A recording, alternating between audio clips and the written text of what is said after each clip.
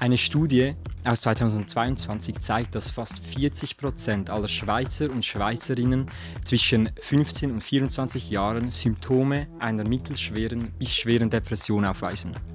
Ich spreche heute mit Janice Braun. Sie ist Jugendpastorin und Betroffene, seit sie vor 10 Jahren mit einer schweren Depression diagnostiziert wurde. Sie erzählt uns heute von ihrer Geschichte. Für diesen Podcast möchte ich dir ganz gerne eine Triggerwarnung mitgeben für ziemlich heftige Themen. Es sind Themen der Selbstverletzung, Suizid, aber auch sexuelle Gewalt. Und ich möchte dich einfach darauf vorbereiten. Es sind schwierige Themen. Wenn dich das betrifft, dann sei weise. Magst du das heute hören, ein anderes Mal anhören. Und ich wünsche dir ganz viel Kraft und Weisheit. Und dass du etwas Neues lernst. Janice! Hi! Schön, bist du hier? Hier bin ich. Ja, danke, darf ich da sein. Ja, ich freue mich schon seit wirklich langer Zeit auf dieses Interview mit dir. Auch wenn ich weiß, dass du immer wieder mal über dieses Thema sprichst. Du hast ein Buch über dein Leben geschrieben, Ozean in mir. Ich habe auch in dieser Woche immer wieder mal ein bisschen drin gelesen. Und ja, ich bin unglaublich beeindruckt von deiner Geschichte, aber bevor wir überhaupt reintauchen, stell dich doch ganz kurz vor. Wer bist du? Wer sitzt hier vor mir? Ja, also du hast schon vieles vorweggenommen. Ich bin Janice Braun, ich bin 27. Ich würde sagen jung. Meine Teenager sagen alt. Wie gesagt, ich bin die Jugendpastorin hier im ICF Zürich. Mit meinem Mann darf ich die so 13- bis 15-jährige Altersgruppe leiten. Und I like it, weil da die Post abgeht. Das passt zu mir. Janice ist auch eine Arbeitskollegin von mir und was ich an Janice immer sehr, sehr lustig finde, sie ist so, wenn sie in einen Raum kommt, du merkst, wenn Janice in einen Raum kommt. So einfach dein Humor, die Energie, die du versprühst, oder wenn es dir auch mal nicht so gut geht, dann merkt man das auch in die andere Richtung. Ja. Und einfach auch ein sehr spannender Charakter. Du hast in unserer Hochzeit, hast du mir einen Hamster auf die Hochzeit geschenkt. Ungefragt. Ich hasse Tiere, darum habe ich einen bekommen. Ja, genau, zum Beispiel das. Und du hast auch wirklich interessante Hobbys. Ja, das erzähl von einem deiner Lieblingshobbys. Mich nimmt es wunder, von welchem du erzählst. Aber eines meiner Lieblingshobbys. Es ist auch Arbeit. Ja, bei mir ist alles ein bisschen ein Mix.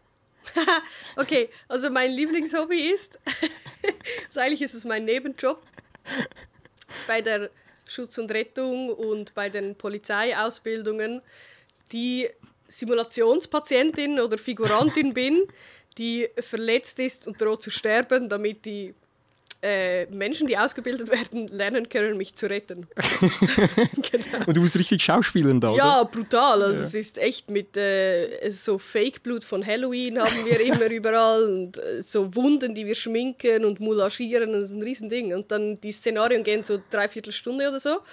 Was ist dein Szenario, das du erst gerade gespielt hast? Ich weiß noch, Brennendes Haus, gab es doch mal. Oder hast du mir nicht von dem erzählt? Dass du mal, oder das Brennende Haus war in meinem anderen Hobby bei der Feuerwehr. Nein, also es sind üble Szenarien. Es sind heftige Dinge. Es hat meistens damit zu tun, dass es viele Schwerverletzte gibt und die Schutz und Rettung oder Polizei lernen muss, darauf zu reagieren. Das heißt, es ist meistens relativ hektisch und viel Action. Das ist so gut. Ich habe noch nie jemanden gehört, der dieses Hobby hat. Ja, und für alle, die im Militär waren, die kennen ja die wunderbaren, wenn man starke Blutungen hat. Keine Ahnung, ich bin kein Arzt. Ich habe das Wort vergessen, völlig egal. Auf jeden Fall kannst du da das Blut eigentlich abdrücken, damit es nicht mehr weiter blutet, und das ist ziemlich schmerzhaft und das ist eigentlich so das Einzige, was immer sicher ist, dass das passiert, und dann habe ich immer überall, entweder am Arm oder am Bein, blaue Flecken, ja, weil das dann zu meinem wunderbaren Hobbyjob gehört. Ist wirklich lustig, also es ist so schwierig, Janice so in eine Box zu stecken, man versucht es, aber es geht nicht, du sprengst sie immer wieder, und heute habe ich dich ja eingeladen, weil ich einfach, weil wir von deinem Leben hören wollen. Ich habe es vorhin gesagt, vor etwa 10, 11 Jahren wurdest du diagnostiziert mit schwerer Depression. Und ich würde, bevor wir überhaupt über das sprechen, würde es mich einfach mal wundern, vielleicht kannst du uns ein bisschen mitnehmen. So, wie bist du aufgewachsen? Oder in deiner Kindheit, was ist so deine Was sind so deine frühesten Kindheitserinnerungen? Oh, die frühesten Kindheitserinnerungen. Crazy. Also ich muss grundsätzlich sagen, ich denke gerne an meine Kindheit zurück. Ich hatte grundsätzlich eine schöne Kindheit, würde ich sagen. Ich bin in einer Family mit einer älteren Schwester aufgewachsen, auf dem Land hier in Zürich. Uns ging es finanziell sehr gut als Familie, das heißt, wir sind extrem viel gereist über die ganze Welt. Also ich durfte wirklich schon eigentlich die ganze Welt sehen. Und das sind auch so meine Lieblingskindheitserinnerungen. Also ich habe schon mit 8 Jahren mit der Flasche getaucht im Meer, und zwar in den Bahamas. Wow. Und das ist der bekannte, also das ist wirklich der bekannte Shark Spot. Da waren wirklich hunderte Haien rund um uns herum, sind in uns hinein geschwommen und weiter. Also man kann sich das vermutlich nicht vorstellen. Mit 8 Jahren? Genau, mit 8 war das. Dann mit 9 Jahren bin ich das erste Mal alleine von Zürich nach Koh Samui, nach Thailand geflogen, weil meine Oma da gewohnt hat. Das heißt, ich hatte natürlich beim Umsteigen und Einchecken und so eine Unterstützung. Aber ja, das sind so Dinge, so durfte ich aufwachsen mit vielen Möglichkeiten, aber auch von Anfang an viel Verantwortung, die ich eigentlich auch gern getragen habe, aber dann vermutlich, wenn ich zurückschaue, manchmal ein bisschen too much waren. Ein bisschen too. Aber du denkst grundsätzlich gerne zurück, ja, sehr, an die Kindheit. Ja. Weil das wäre schon mal so ein bisschen eine erste Frage von mir. So, du sagst, also vor 10, 11 Jahren wurdest du diagnostiziert mit. Die Diagnose ist ja nicht der Anfang einer Krankheit, sondern da kommen ganz viel. Nimm uns mal mit, was passierte so gerade so Teenagerjahren oder von Kindheit zu Teenagerjahren. Wo waren vielleicht auch die Anfänge? Also das ist immer wahnsinnig schwierig zu sagen. Ich glaube, das ist die meistgestellte Frage, die ich erhalte, dass Leute fragen, wieso bist du in diese Krankheit abgerutscht? Und oftmals, glaube ich, auch so ein bisschen mit dem Wunsch, sich abzusichern, dass es mir sicher dann nicht passiert. So, was muss ich tun, genau, dass es mir nicht passiert? Ja, genau. Ja. Und ich habe mir viele Gedanken im Leben gemacht, weshalb ich so jung, so tief in diese Krankheit gefallen bin.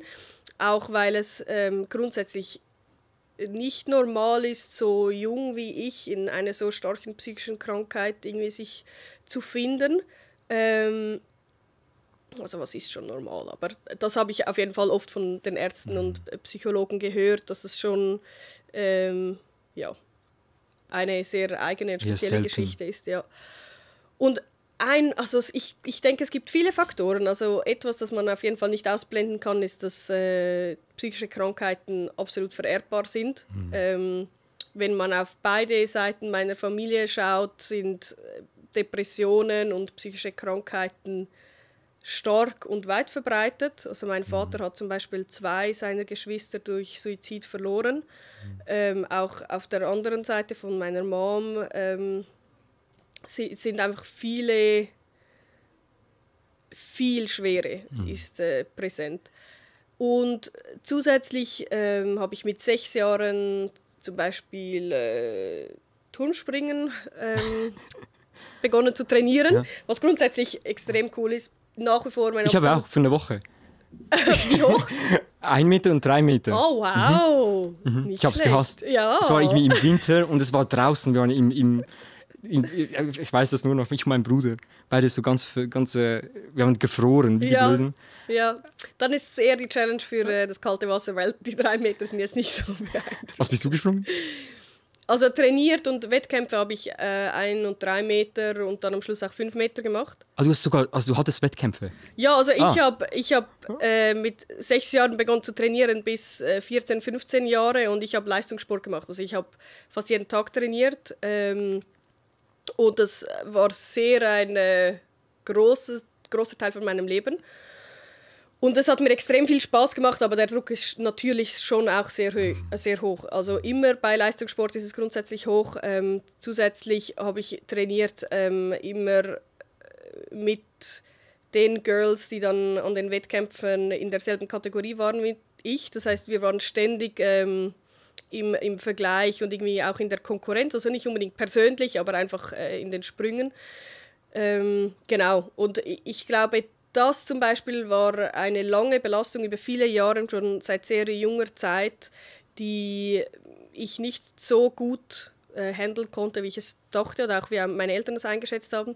Ich bin eine sehr, sehr sensible Person. Ich bin sehr, sehr, ich weiß nicht, ob man das über einen Menschen sagen kann. Ich bin so eigentlich eine sehr feine Persönlichkeit. Also in Schweizerdeutsch sagt man das so. Eine sehr sensibel, empathisch, nimmst viel wahr. Genau, extrem. Ja. Und auch habe sehr viele Emotionen. Und das merkt man nicht so, weil ich sehr tough und sehr stark wirke und sehr laut bin und viel Raum einnehme. Vieles von dem sind natürlich auch Schutzmechanismen. Also einerseits mein Charakter, aber dann durch Schutzmechanismen ist das natürlich dann noch stärker geworden. Ja, auf jeden Fall, long story short, das sind Dinge, die konnte ich nicht so gut handeln, meiner Meinung nach. Dann war ich immer auch bei den Pfadfindern dabei. Ich war immer in einer Kirche aktiv dabei. Das heißt, meine Woche hat, seit ich 6 Jahre bin, also eigentlich schon vorher, seit ich mich erinnern kann, kenne ich Ruhezeiten nicht. Ich kenne es nicht, aus der Ruhe zu leben. Ich war sehr getrieben, also ich bin auch, darum meine lustigen Hobbys, extrem begeisterungsfähig und ich habe als Kind nie gelernt, zur Ruhe zu kommen. Ich habe gelernt, viele Dinge unter einen Hut zu bringen. Ich habe gelernt, Verantwortung in jedem Lebensbereich zu übernehmen und zu funktionieren. Und ich glaube, das hat dann schon auch verstärkt, dass ich, als ich dann in die Teenie-Jahre kam und immer weiter abgerutscht bin, noch nicht erlernt habe, wie ich in der Ruhe spüren kann, wie es in mir aussieht, weil ich einfach so funktioniert habe. Das ist ganz, ganz ein wirklich grober Schnitzer, wie das so kommen kann, dass man so tief rutscht. Und ich denke auch meistens beginnen die Leute dann darüber zu sprechen, schon weit, weit vorher. Aber weil ich so stark in meinem Funktionieren war, habe ich eigentlich das erste Mal darüber geredet, als man mich dann eigentlich direkt schon in eine Klinik einliefern musste, um mein Leben zu schützen. Nimm mal uns mit, so, du sagst, du hast deine Diagnose, deine erste Diagnose, hast du vor 11 Jahren, also etwa mit, wie alt warst du da? 15, glaube ich, 16 so. Mit 15 Jahren bekommen. Die Jahre vorher, wie hat sich das bemerkbar gemacht? Oder was waren deine Symptome, dass man dann zum Punkt kommt, eben du sagst, du wurdest dann direkt in die Klinik eingeliefert? Oder nimm uns mit so... in die Klinik, ja. Ich habe es dann schon noch ein bisschen probiert mit einem Psychiater und Arzt und so, aber genau, ging dann nicht allzu lange so weiter. Also das waren extrem, extrem dunkle Jahre. Das, sage ich mal, das waren die Jahre, so stellt man sich eine junge, schwer depressive Person vor. Oftmals, wenn man mich sieht, wenn man mit mir durchs Leben geht, besonders die Leute, die mich noch nicht so gut kennen, die sagen, ja, das kann gar nicht sein, ich kann mir nicht vorstellen, dass du so depressiv bist. Und ich glaube, das hat viel damit zu tun, weil ich gelernt habe, auch so den Mantel der Krankheit auszuziehen. Ich möchte nicht, dass es mich definiert. Andere Menschen haben auch ihre Lebensrucksäcke, andere Menschen haben körperliche Einschränkungen oder auch mentale Einschränkungen. Ich meine, ich war sehr privilegiert, hatte viele Möglichkeiten durch meine Familie und viele Menschen, die haben das vielleicht nicht. Das heißt, ich sehe das Leben so, wir haben unterschiedliche Ressourcen, wir haben unterschiedliche Möglichkeiten und jeder ist befähigt, das Beste daraus zu machen. Das heißt, für mich ist es nicht unbedingt relevant, die Diagnose. Ich identifiziere mich jetzt nicht wahnsinnig stark damit, dass ich eine schwere Depression habe. Ich bin ehrlich gesagt nicht mal mehr sicher, ob das heute noch zutrifft oder nicht, ist für mich auch nicht wahnsinnig relevant. Aber so wie man sich das vorstellt, wenn man mich sieht und denkt, das passt nicht, so waren die Jahre. Also es war wirklich sehr, sehr dunkel. Ich konnte kaum noch schlafen. War das so das Erste? Also oder? An das Erste kann ich mich nicht erinnern. Ich habe es sehr, sehr lange verdrängt. Ja. Ich habe extrem fest für mein Umfeld gelebt. Ich habe extrem fest funktioniert. Ich möchte nie eine Last sein, das bis heute und damals noch viel, viel krasser. Das heißt, ich habe mich wirklich nicht gespürt. Ganz, ganz stark. Und für mich hat es sich dann angefühlt, als ob ich an einem Tag aufgewacht bin und ich konnte keine Sekunde mehr schlafen, ich konnte keine Sekunde mehr klar denken. Ich hatte so unglaublich viel Schmerz und Trauer und Zerbruch in meinem Herzen, das kann man gar nicht in Worte fassen. Also für mich hat es sich manchmal sogar so angefühlt, als ob ich den Schmerz fast schon physisch spüren kann. Genau, dann bin ich da auch in die Selbstverletzung abgerutscht. Einfach, also es gibt ganz viele unterschiedliche Gründe zur Selbstverletzung. Für mich war das einfach, meine Gedanken waren so unglaublich schwer und so laut und so... Also ich bin wirklich fast darin ertrunken. Ich konnte es nicht aushalten. Und für mich war halt dann der physische Schmerz einfacher auszuhalten. Ja, genau, es ist einfach einfacher, den physischen Schmerz, wenn man starke physischen Schmerz hat, zieht das ja die ganze Konzentration darauf und alles andere verschwindet. Das war für mich eigentlich so, wie ich dann in die Sucht der Selbstverletzung gefallen bin. Hat irgendjemand das gewusst? Nein. Das wusste, ehrlich gesagt, würde ich sagen, über Jahre niemand. Über Jahre warst du einfach alleine? Ja. Also ich habe immer logischerweise lange Ärmel getragen. Heute spricht man eher darüber, das war früher dermaßen unbekannt, das hat wirklich niemand bemerkt oder komisch empfunden mit den langen Ärmeln zum Beispiel. Und das ging einfach irgendwie vorbei. Ich glaube, das ist auch das, was...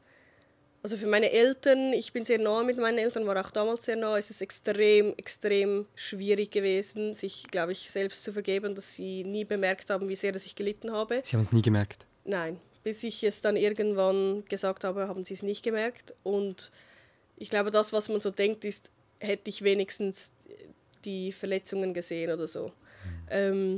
Ich habe es dann irgendwann mal zu Hause angesprochen. Auch eine längere Story können wir gerne auch noch darauf erzähl, eingehen. wie war diese... weil du hast gesagt, du hast für Jahre hast du es alleine getragen. Was hat sich geändert, dass du dann...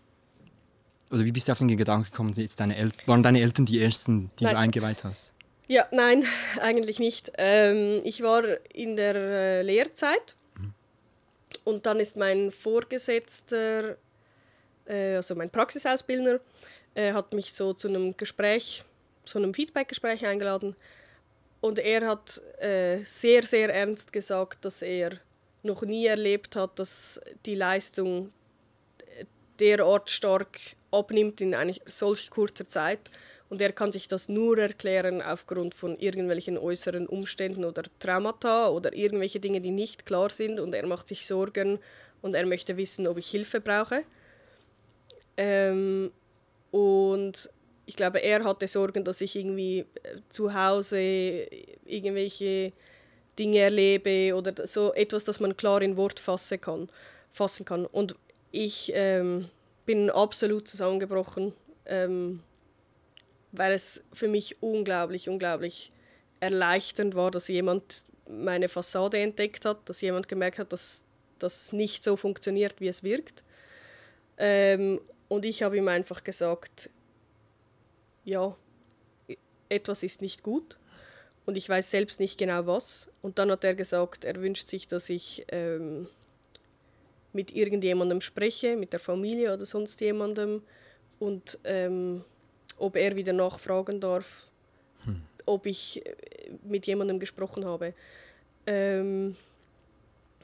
Und mit ihm habe ich bis heute Kontakt. Er war am Hochzeit von Benny und mir und an meinem Book Release war er dabei. Also das ist wirklich für mich mein Lebensretter. Oh. Wirklich.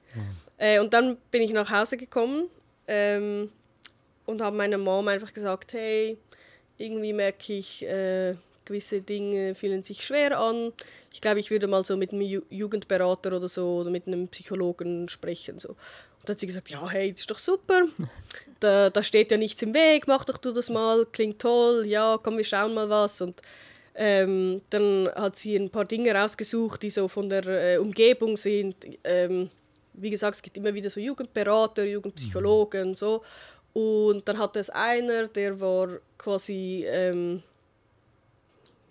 kostenlos, für wenn man da wohnt oder arbeitet, so irgendwas, weiß auch nicht mehr genau. Und sie hat mir mehrere gezeigt und ich habe die angeschaut und habe gesagt, zu dem gehe ich. Weiß nicht mehr wieso, aber meine Mom hat das, glaube ich, noch relativ klar in Erinnerung, dass ich mich sehr schnell für diese Person entschieden habe. Und dann ging ich die nächste Woche ging ich dahin. Und ich weiß noch, es war so wortwörtlich 2 Blöcke neben meinem Arbeitsort. Und dann ging ich dahin und ich hatte so ein schlechtes Gewissen, weil ich dachte, ich nehme einen Termin weg für Leute, die quasi wirkliche Probleme haben, die wirklich da sein müssten. Genau, weil in meinem Leben hatte ich gefühlt alles, was sich jemand hätte wünschen können. Hat es das verschlimmert? Ja, auf jeden Fall. Also verschlimmert, nein, aber das hat ganz bestimmt bestärkt, dass ich nicht darüber gesprochen habe. Du hast keinen Grund dafür, ja, dass es dir so geht. Genau. So. Und dann... Darf ich ganz kurz? Ich finde es so spannend, weil du hast gesagt, du wolltest keine Last sein, du hast diese Fassade aufrecht erhalten. Und als dein Vorgesetzter in der Arbeit gemerkt hat, dass es dir schlecht geht, dann warst du erleichtert. Und das hat mich nur berührt, weil ich merke, du wolltest niemandem eine Last sein und hast diese Fassade hochgestellt. Aber eigentlich, was du dir am meisten gewünscht hast, ist, dass jemand dich sieht. Finde ich noch krass. Also das hätte ich damals auf jeden Fall nicht so in Worte fassen können, aber das ist wirklich das, was ich mir gewünscht hätte. Oder viele Jahre gewünscht habe. Und dann, bis dahin war es wirklich das Mutigste, was ich je getan habe, diesem Jugendberater zu erzählen, wie sich mein Inneres anfühlt. Hast du ihm gleich viel erzählt wie deiner Mutter oder mehr? Nein, bei ihm habe ich ausgepackt. Also bei meiner Mom habe ich nur gesagt, komm, wir So schauen ein mal, was bisschen, es gibt. Also ja. sie hatte keine Ahnung, wirklich. Ja. Sie war einfach so, ja, cool, let's do it. So. Und bei ihm, ich habe einfach gedacht, ja, jetzt bin ich hier. Jetzt hat er sich 45 Minuten für mich eingetragen, dann kann ich ja mal erzählen und vielleicht sagt er ja, uns geht es all. Also ich wusste wirklich noch, vielleicht sagt er ja, wir leben alle so oder nicht. Und ich habe ihm erzählt und er hat sehr rot gesehen. Er hat gesagt, du musst heute oder morgen zu deinem Hausarzt und dich zu einem Psychiater oder zu einer Klinik verweisen lassen, weil ich war wirklich schwer suizidal. Also ich hatte die vergangenen Wochen jeden Abend ums Überleben gekämpft. Und habe ihm das so ein bisschen, also ja, habe ihn da einfach ein bisschen einblicken lassen in meine Gedanken. Und ich bin froh, dass er mich so ernst genommen hatte, weil ich war so jung und ich dachte, ja, vielleicht denkt er einfach, ja, man sagt das ja so, sie braucht Aufmerksamkeit oder so. Und genau, dann kam ich nach Hause und habe gesagt, ja, ich habe morgens einen Termin mit meinem Hausarzt und meine Mama so, okay, weird. Wieso?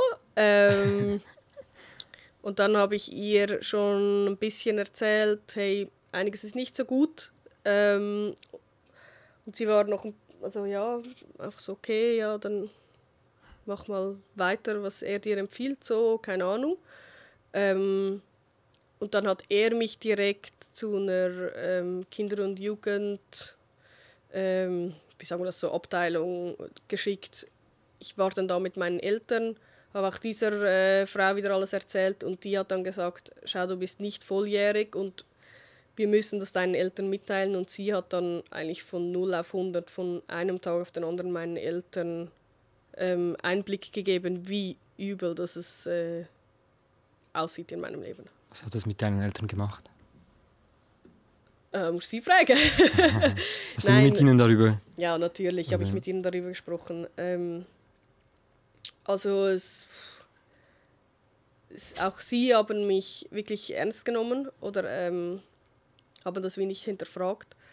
Und doch, ich meine, das war dermaßen eine neue Welt. Meine Mom ging nach Hause und hat gegoogelt, was ist eine psychische Krankheit oder was ist eine Depression. Ich hatte da die Diagnose noch nicht, aber sie haben natürlich gesagt, dass es sich in diese Richtung entwickeln könnte oder dass man da jetzt mal ein bisschen hinschauen muss mit diesen Symptomen und so.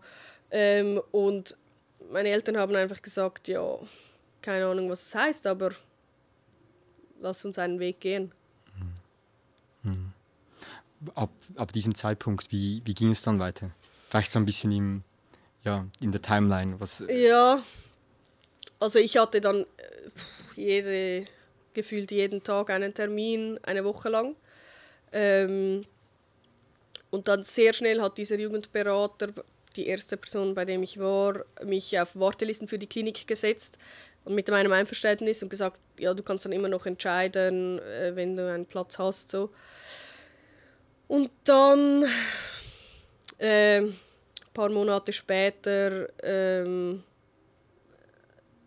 ich war dann krankgeschrieben, so, was weiß ich, 50% oder vielleicht war ich auch nur 20% zu diesem Zeitpunkt, ich weiß es nicht mehr. Auf jeden Fall wurde die Krankschreibung dann natürlich immer größer, weil ich einfach wirklich nicht mehr arbeitsfähig war, wirklich nicht. Und dann irgendwann war es, hey, schau, es hat Platz in der Klinik, du musst dich jetzt entscheiden. Und auch da haben meine Eltern gesagt, wir unterstützen dich, was auch immer du entscheidest, und haben sich aber ganz bewusst rausgenommen und gesagt, sie können die Situation dermaßen nicht einschätzen, sie vertrauen mir, dass ich richtig entscheide. Und ich habe einfach gemerkt, ich kann nicht für mein Leben garantieren, und darum habe ich zugesagt, in eine Klinik zu gehen, war dann 3 Monate da und habe dann das Lehrjahr, also die Ausbildung, wiederholen müssen, natürlich, weil ich ja schon vorher extrem viel krankgeschrieben war auch nachher wieder 50% krankgeschrieben über lange Zeit. Habe aber irgendwie, es war eine ganz, ganz, ganz schlimme Zeit, aber ich habe die Lehre abgeschlossen, die Ausbildung. Keine Ahnung, wie das möglich war. Ich weiß noch, auch da, ja, solche Muster ziehen sich halt durch, so das Funktionieren. Aber ich habe aus der Klinik, ich war in St. Gallen in einer Klinik, am Samstagmorgen den Bus genommen nach Zürich, damit ich das Advanced Certificate, die Prüfung, schreiben kann. Jeder andere Mensch hätte es einfach abgesagt, aber ich habe gesagt, nein, das mache ich jetzt. Ich habe morgens um 5 den ersten Bus genommen, damit ich dann pünktlich an der Prüfung bin, und ich meine, also mein Leben war wirklich, wie ich das so wunderbar in meinen Worten sage, eine Shitshow. Also es war wirklich übel. Und dann tauche ich da auf und schreibe die Prüfung. Keine Ahnung, wie soll ich mir das... Also meine Eltern haben das nicht von mir erwartet. Es war nicht eine Abschlussprüfung. Es war einfach, ja, mal schauen, was wird. Und genau.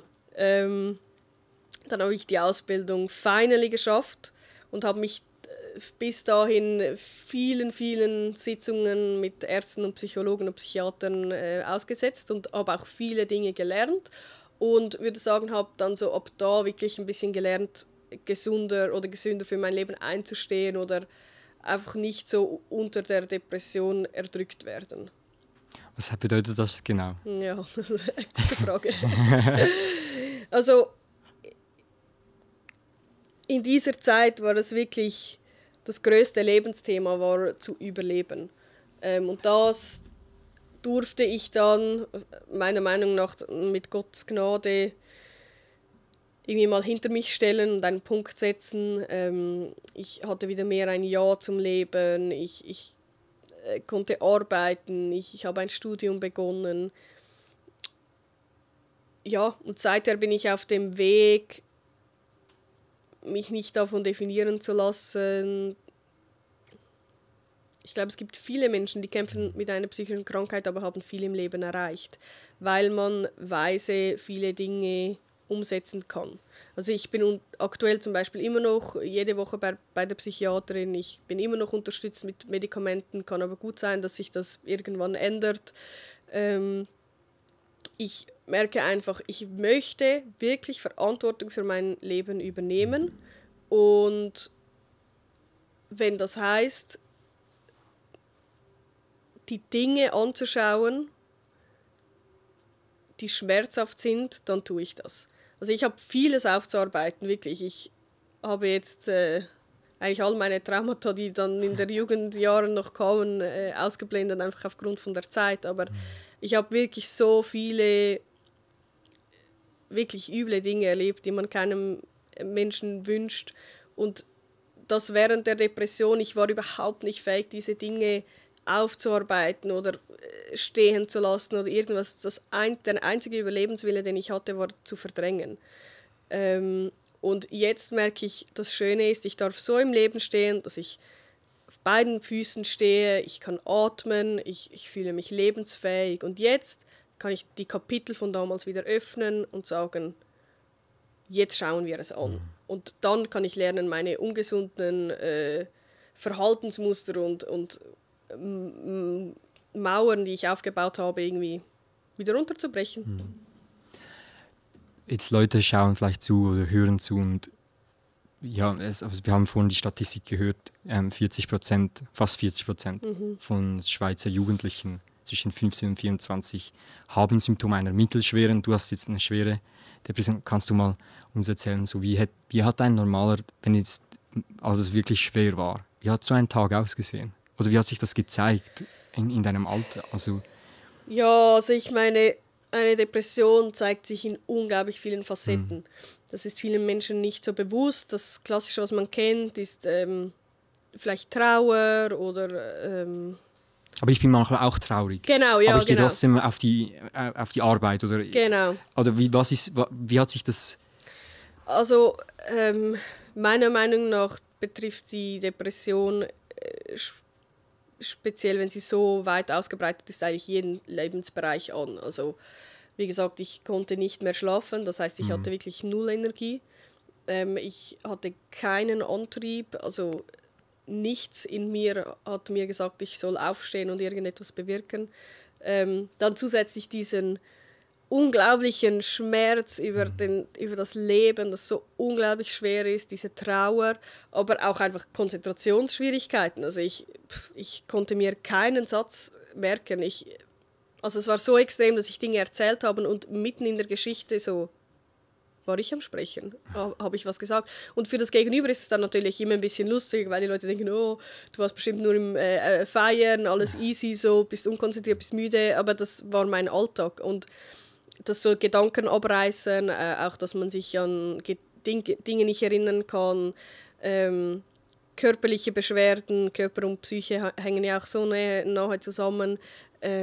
Auch das Witzige ist, ich habe überhaupt kein Zeitgefühl, bis heute nicht. Ich weiß nicht, ob etwas gestern oder vor 5 Jahren war, wirklich. Und das ist unglaublich witzig, weil mein Mann kann sich das dermaßen nicht vorstellen. Jedes Mal, wenn ich sage, erst gerade, und er so, das war vor meiner Zeit. Oder wenn ich sage, ja, schon lange her, und er so, das war letzte Woche.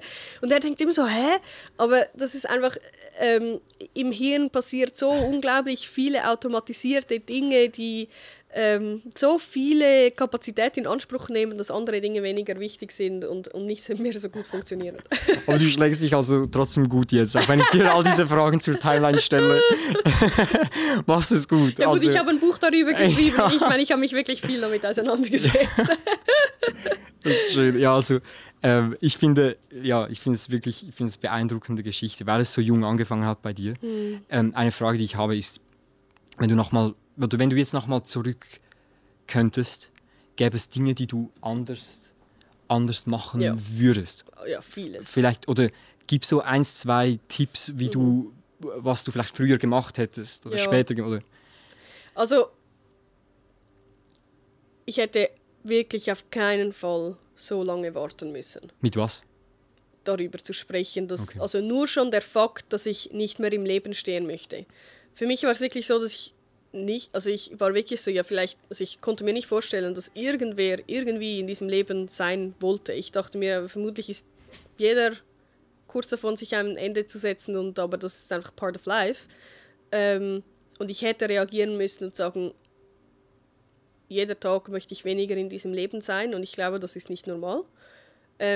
Ich hätte mir gewünscht, dass ich es noch weit vorher gemerkt hätte, aber ich war ja nicht so wahnsinnig reflektiert oder spürbar nahe bei mir, das war mir nicht bewusst.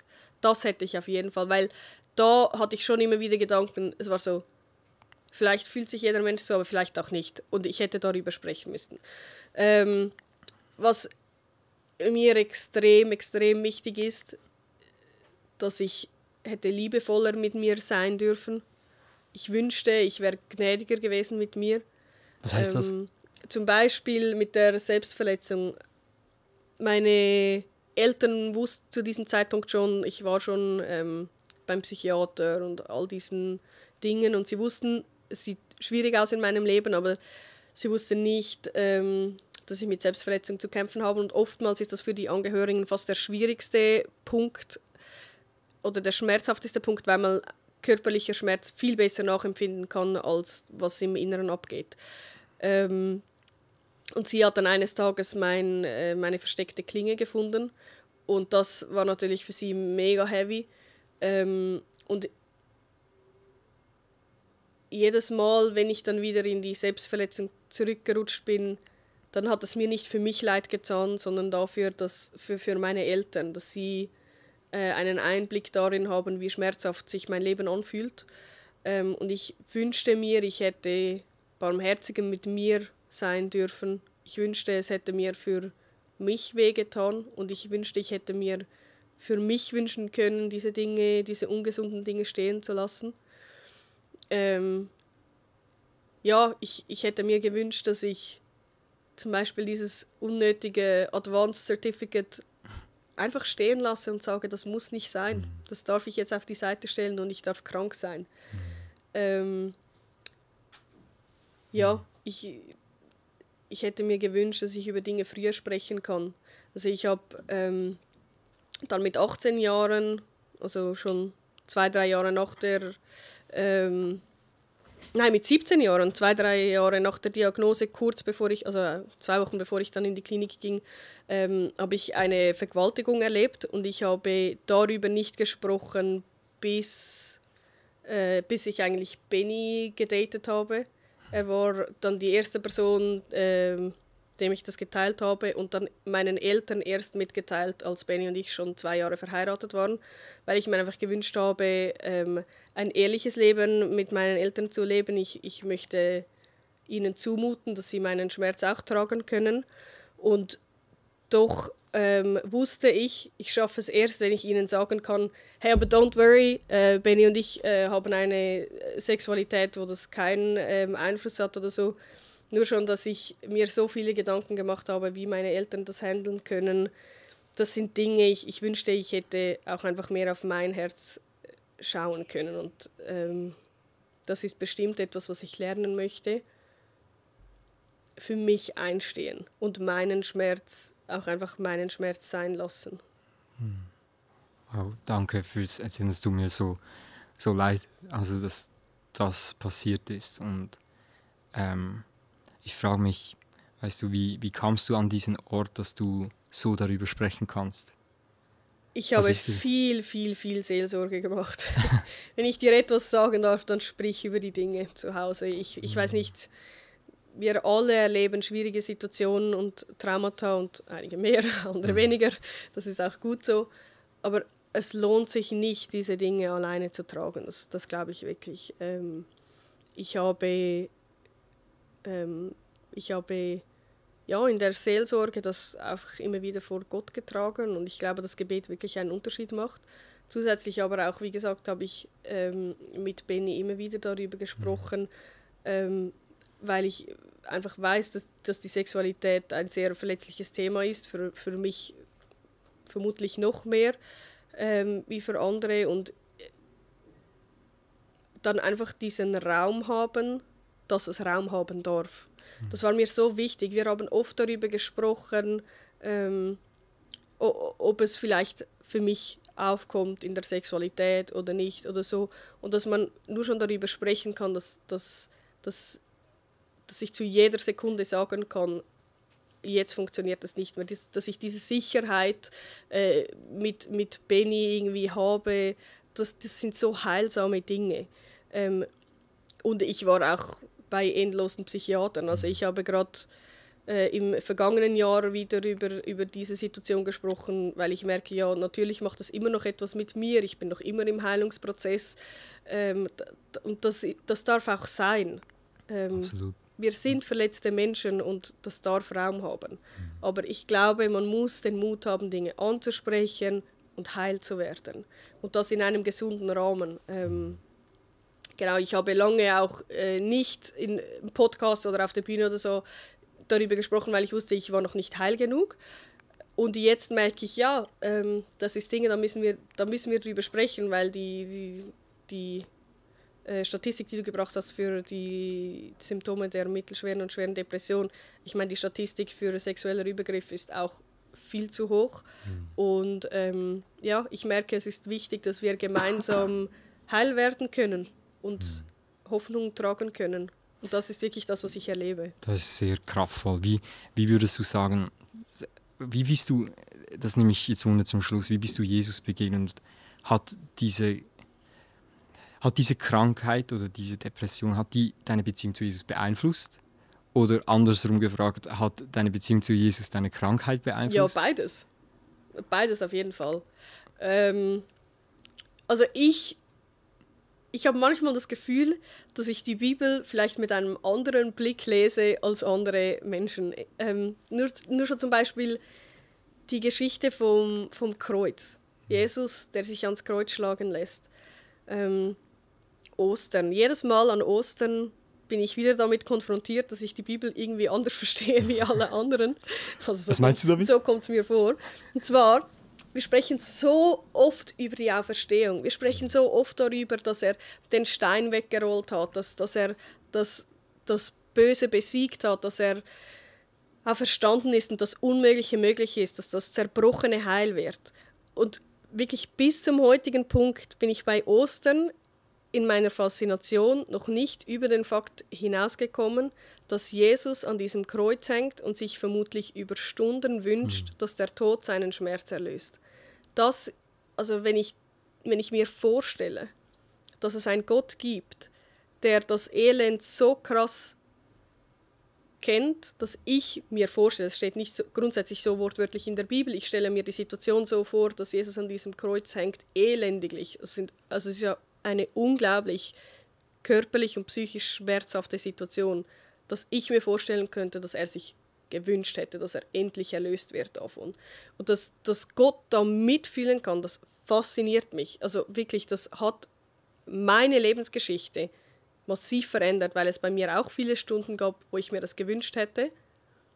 Und Gott ist mir da so nahe. Er ist nicht nur so nahe, dass er mein Buch gelesen hat und so denkt, ja, ich glaube, ich verstehe dich jetzt ein bisschen besser, wie Menschen, die mir nahe sind, sondern er weiß, wovon ich spreche, wenn ich das fühle. Ja, oder auch dann nach der Auferstehung hat Jesus ja noch immer die körperlichen Wunden. Und so oft habe ich mich gefragt, why? Die Narben, oder? Ja, oder nein, es sind ja noch Wunden sogar, so wie es, also Wunden, ja, oder Narben oder was auch immer, aber ich denke mir so, alles ist wiederhergestellt, alles ist besiegt, alles ist von Tod lebendig geworden, aber sein Körper ist noch sichtlich gebrochen oder gebrochen gewesen von mir aus, wenn es vernarbt ist. Und ich denke mir so, es hätte für mich so viel mehr Sinn gemacht, wenn er aufersteht und sein Körper ganz ist oder wiederhergestellt ist, wie alles andere in der geistlichen Welt auch, so sinnbildlich dafür. Absolut. Und dann lese ich weiter und ich sehe, Thomas sagt, ich glaube nur, dass du Jesus bist, wenn ich deine Wunden anfassen darf. Und dann denke ich mir, wir glauben an einen Gott, der sich daran erkennen lässt, dass er geschlagen wurde. Wir glauben an einen Gott, der sich daran sichtbar zeigt, dass er verwundet ist. Also wirklich, das ist für mich mindblowing. Das zeigt mir, ich darf meine Wunden ernst nehmen. Ich darf verwundet sein. Das ist nicht das Problem. Ich darf heil werden und ich bin eingeladen, dazu Verantwortung zu übernehmen und mit dem Heiligen Geist und mit Gott, der Dinge heil macht, so diesen Weg, dazu bin ich definitiv eingeladen und dafür steht Jesus. Aber dass ich zuerst da ankommen darf, dass meine Wunden übel sind, dass meine Wunden Realität sind, da kurz mit Jesus durchatmen darf. Und ab dann beginnt erst der Weg der Heilung. Und also das sind wirklich für mich, ich bin unglaublich fasziniert von diesem Gott, den man so nicht erfinden könnte. Es ist kein menschliches Denken, wie Gott sich in der Bibel offenbart. Also wenn man ich liebe Marvel-Filme, wenn man all die Superheldenfilme schaut, so schreibt ein Mensch keine Geschichte über einen allmächtigen Gott. Es ist wirklich göttlich. Und ich habe auch immer wieder versucht, so Janice First zu leben. Viele haben mir geraten, hey, setz dich an erster Stelle, bitte mach den Fokus auf dich, weil und ich verstehe, was die Leute mir sagen möchten. Ich verstehe, dass es oftmals gesund gewesen wäre und ich mir gewünscht hätte, auf mich zu schauen. Das ist das, was ich vorher gesagt habe, meinen Schmerz ernst zu nehmen für mich und nicht direkt für mein Umfeld. Und trotzdem merke ich, das funktioniert nicht. Das Einzige, was für mich funktioniert, ist Jesus First. Wirklich, das Einzige, was für mich funktioniert, egal wie egoistisch und selbstzentriert ich durchs Leben gehe, mein Zerbrochenes bleibt zerbrochen. Aber wenn ich Jesus Christus an erster Stelle stelle, dann kann ich heil werden. Nur dann beginnt sich das Tote zum Leben zu verändern.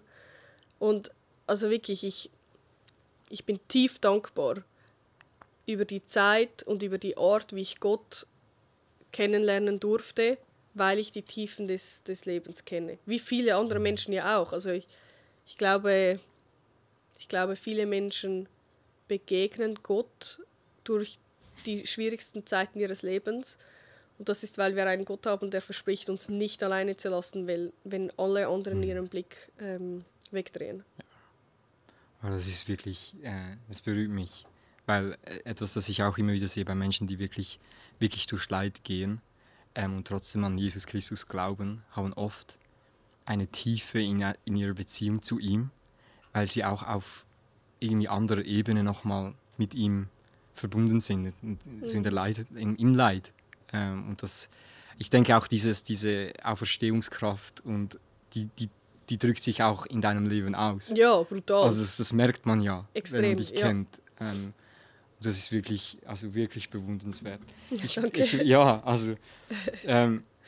möchte abschließen damit, es gibt ja auch 60%, die haben keine Probleme jetzt mit psychischen Krankheiten.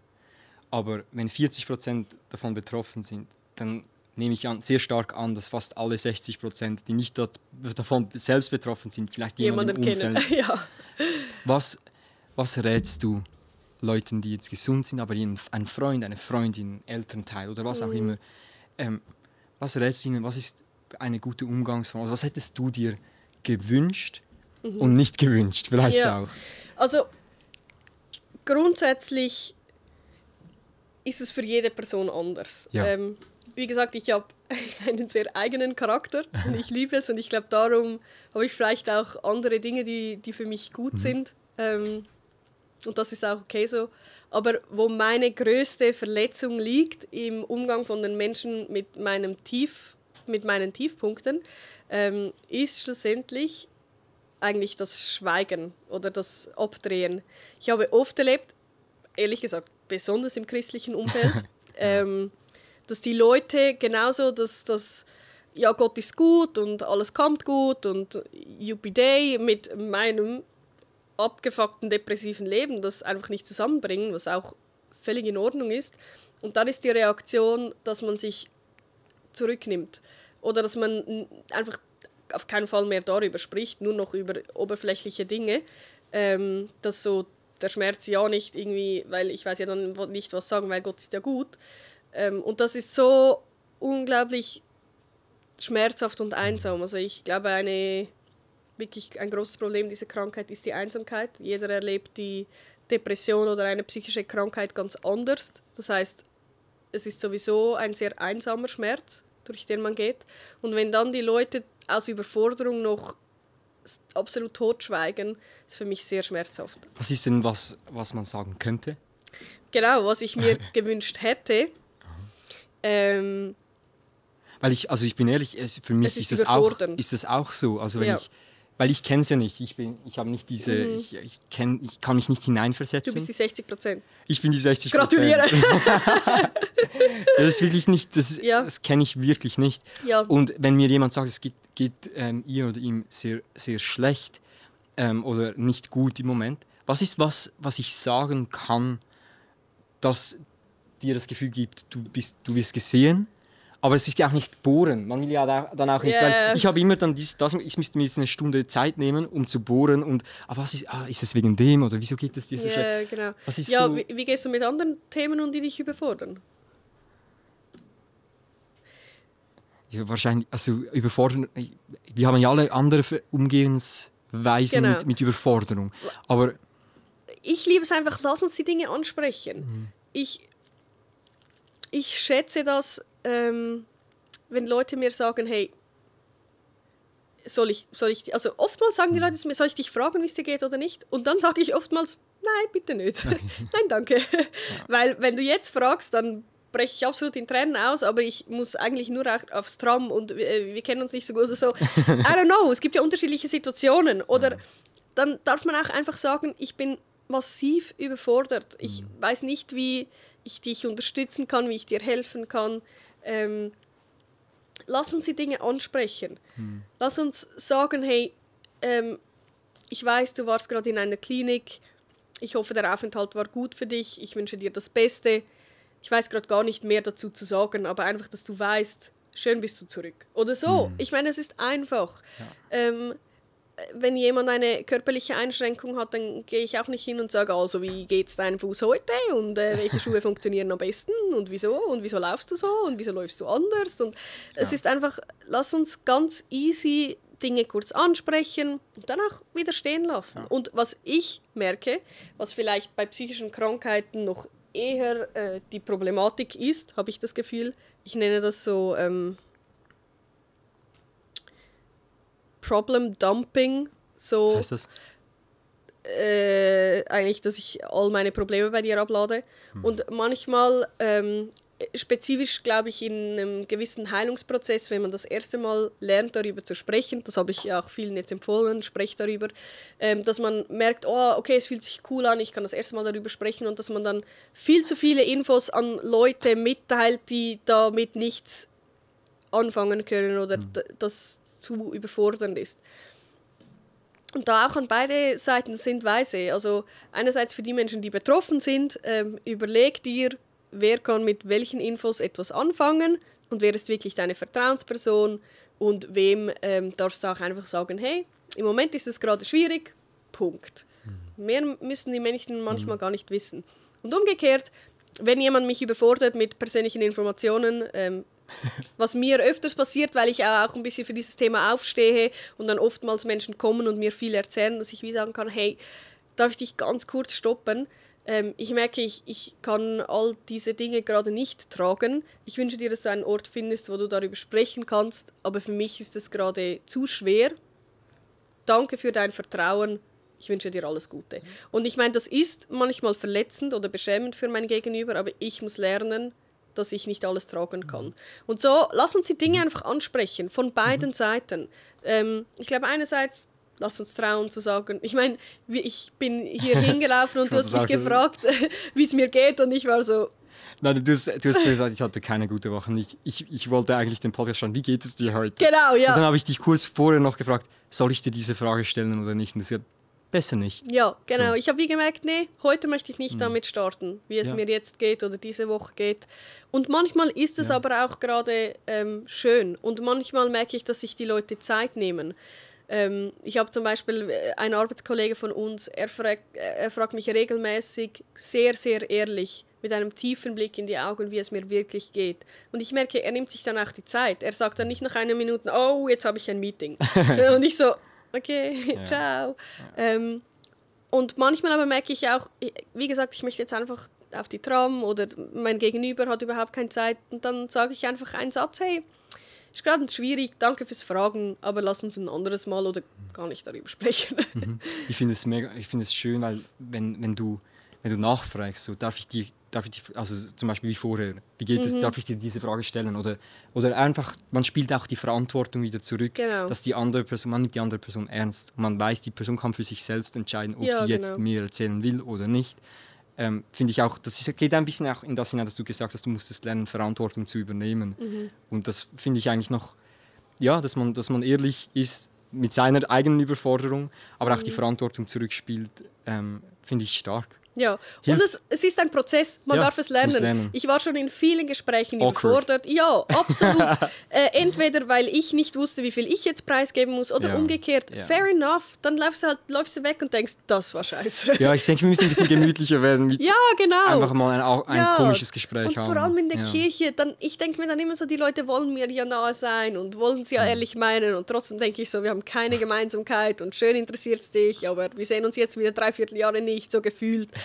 Dann ist es auch easy. Und dann sollen wir entspannt sein, weitergehen und gut ist. Mega schön, hey. Hey, Janice, ich danke dir für deine Zeit. Habe ich etwas nicht gefragt, das du gerne noch sagen würdest? Oder etwas, das dir noch auf dem Herzen brennt, das jetzt noch nicht zur Sprache kam? Ja, also mir ist einfach die Hoffnung extrem, extrem wichtig. Für Menschen, die selbst betroffen sind, für Menschen, die nahe Angehörige haben oder so. Es gibt Hoffnung, weil Jesus Christus alles möglich ist. Und es gibt aber auch Hoffnung, weil der Heilige Geist in uns so viel Weisheit bewirken kann, dass wir unser Leben so gestalten können, dass wir nicht von der Depression oder einer anderen psychischen Krankheit bestimmt sind. Und das ist wirklich das, was ich in meinem Leben merke. Das darf nicht meine Identität sein und das habe ich jetzt 10 Jahre versucht zu lernen und lerne es immer noch.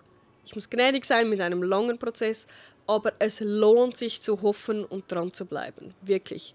Und das ist das, wenn ich etwas in meinem Leben gelernt habe, dann, dass vieles sich bewegen kann, wenn man den Mut hat für einen langen Prozess. Danke, Janice. Danke auch dir, wenn du zuhörst oder zuschaust. Das war die neue Folge Sunday Night on Air. Du findest alle Folgen auf YouTube, Spotify und auch Apple Podcast. Und es kommt immer am ersten Sonntag vom neuen Monat kommt eine neue Folge raus. Darum, wir sehen dich in einem Monat.